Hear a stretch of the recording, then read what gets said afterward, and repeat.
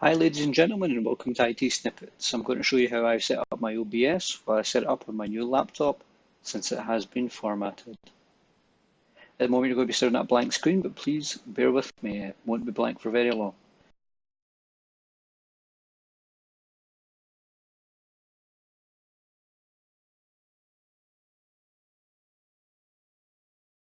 So I've opened OBS in front of me. What I need to do is you open it up and you see there's a basic scene set. You can get OBS from obsproject.com. Once you get that, just download it and then install any other Windows app. Once you've installed it, you double click it to open it and you'll see a blank screen in front of you with basically your preview panel in the middle, and then down the bottom you'll have scenes, sources, mixers, scene transitions and controls. So for the time being, what I'm going to do is I'm going to click on the plus under sources and I'm going to click display capture. I'm going to put that, and it's going to ask me to give it a name, so under the create new I'm going to give it the name main display. Then I'm going to click OK. Now what you should be seeing in front of you is a very scary looking picture within a picture within a picture. Unfortunately, that's going to be quite difficult as I'm using OBS to record this. It's going to be quite difficult for me to change anything else, so it might look a bit screwy, but let's go with that. So click OK.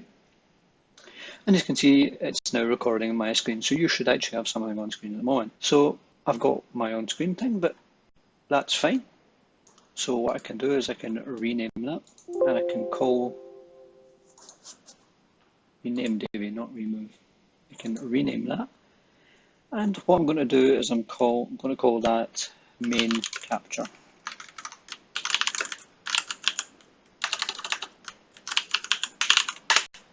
Okay, so now that I've got that done, what I need to do is I actually have an external mic set up, so I need to add a new audio device. So I go back down to sources, click on plus, and select an audio input capture.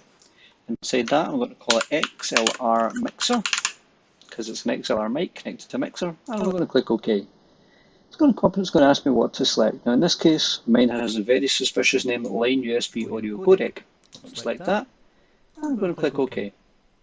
So now in here under my mixers, you can see I now have there is now an additional setting. Effectively, it's now giving me a noise diagram, and that noise diagram is now for my XLR mixer. Now if I be quiet for a second, there's something you'll actually be able to notice. You see how both my mic auxiliary, which is the built-in mic inside the laptop, and my XLR mixer, if I'm not talking, bounces slightly. That's background noise, and background noise is never good when you're recording. So what I'm going to do is I'm going to actually try and edit that out. Now the best way to edit that out quickly is to just use the default settings within OBS. Now you can tweak these later, and I would expect everybody to have to tweak them at some point. In order to do that, click the little settings icon next to the item that you want to add a filter to, and select filters. Inside audio filters, click plus. And then in this case, it's going to be noise suppression. So select noise suppression. Noise suppression is a good enough name for it, and click OK. And use the default 30 decibels. Now what you can do at this point is you can lift this up slightly so that you can still see your bars underneath, and then you can stop talking for a moment. As you can see, 30 decibels pretty much clears off all the background noise. But what we can do is we can just lower that a little bit to say 20 decibels and see how that works. Okay, there don't appear to be any background noise at 20 decibels either. Let's move up to 10. Now obviously the best way to test this is to actually record something, play it back through a set of headphones, and then make your decision there based on whether or not you believe it has to go higher or lower. So let's see if minus 10 decibels works. As you can see, there's a little bit of noise there. So I'm going to go with 20. Now if you make this too high, what happens is it sounds like you're speaking in a helmet underwater. It gets a kind of bubbly effect, which has happened in a few of my videos. Now obviously, as I've now added my XLR mixer, I'm going to do the same to that. So I'll click filters, add filter, noise suppression, click OK.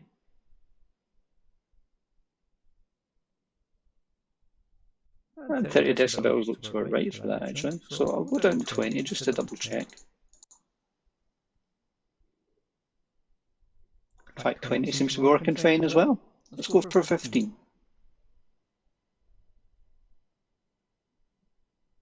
Okay, it's picking up some kind of digital noise there, so I'm going to go for 20, just again to be on the safe side. We can tweak this later, and I suspect that this is something that you'll always fight with your YouTube videos. So now I've got my basic scene for capturing my screen and capturing my audio. That's what I want to do, because I don't always want to just capture my audio and my screen, because I want to duplicate that scene. So I right click my scene and select duplicate. I'm going to call it main capture plus webcam, because I'm going to add my webcam to the next scene. So as you can see, it's copied my settings over. Now this does include my fillers, and what I want to do now is I want to click on the plus sign, and I want to click on and then add a video capture device, and I give it a name, like in this case it's Logitech C930, so that's the webcam that I'm actually using. Put that space in there and click OK. And as you can see, it's picked up my Logitech camera right out now. It's a little out of focus at the moment. I'm not in the centre of the screen where I would like to be. As you can see, it's gotten off the top of my head, but again, that's because at the moment my webcam is sitting over in this monitor over here, which is much taller than the one that I'm recording from, which is directly in front of me. So I'm going to click OK because I'm fine with that and it looks nice and smooth, but I don't really want to take up that much screen real estate. So drag that over, I like appearing in this corner, and then I click on this here and shrink myself down. Now, once I've done that, what I can do is I can also reposition my webcam, or for the sake of this video, I'm actually just going to move it on top of the laptop. Okay, and move my mic out the way to the side. So, it's still not perfect because it's cutting the top of my head off, so just relax it a little bit. And there we go. Okay, so my mic's still in shot, which is fine.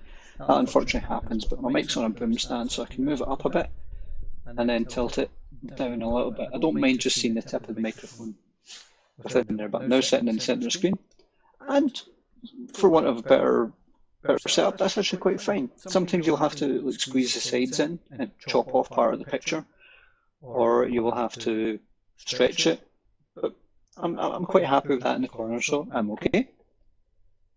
And I'm now set up to record my screen and appear on webcam. So now what I'm going to do, I'm going to jump back to my main capture, so I disappear at the corner. And what I'm going to do now is I'm going to click on settings, then I'm going to go to hotkeys, and then we've got main capture and it says switch to scene. And what I'm going to do is I'm going to click on there and then I'm going to go control and 1. And then main capture plus webcam. So switch to scene, I'm going to do control and 2. Click apply and then go over here. Now as you can see at the moment, I'm just showing the really picture screen cappy thing, but if I press control and hit 2, I appear up in the corner on the webcam. I control 1 again and I disappear. This is how I switch between scenes. This is how I set up my OBS. Now I'm going to go offline at the moment. I'm going to tweak this for recording my next video.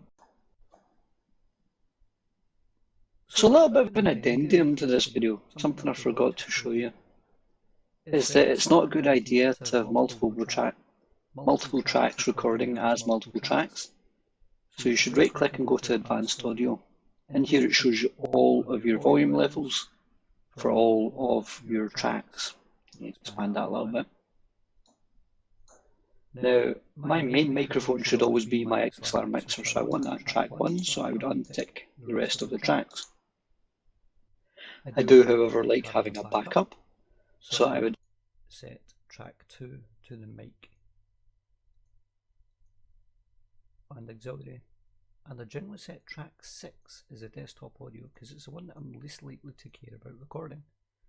However, there's something missing here if I click close and I jump across to my webcam, because I should also have one in here for the Logitech C930, which as you can see, it isn't picking up the audio from it. So I need to go to plus, I need to go to add audio input capture.